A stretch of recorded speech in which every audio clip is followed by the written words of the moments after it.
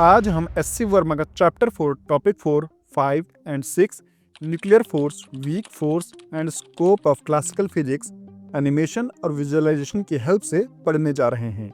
Atoms में nucleus लगभग 1 lakh times diameter में स्मॉल होता है। समझिए, अगर सन एटम है तो मार्स का छोटा सा मून डेमोस जो बस 13 किलोमीटर बड़ा है वो न्यूक्लियस है। न्यूक्लियस इतना छोटा होने के बावजूद सारा भार अपने अंदर रखता है।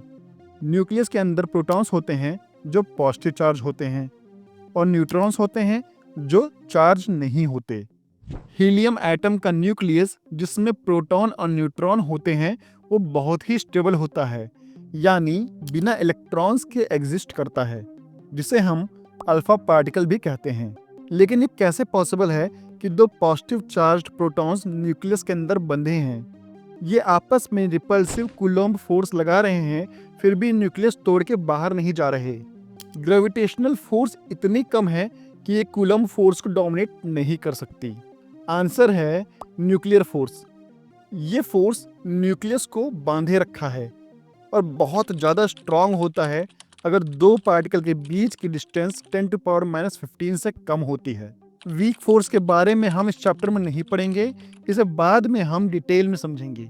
देखिए बच्चों, हम आईआईटी की प्रिपरेशन के लिए क्लासिकल फिजिक्स पढ़ेंगे जो हमारे डेली लाइफ में यूज होता है। लेकिन क्लासिकल फिजिक्स कुछ सिनेरियो में वैलिड नहीं होते।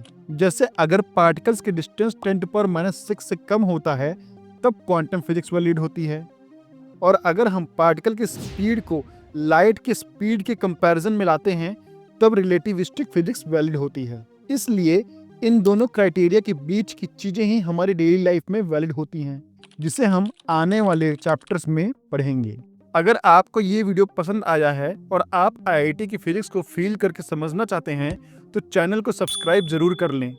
इससे मुझे आपके लिए और वीडियोस बनाने में मोटिवेशन मिलेगी।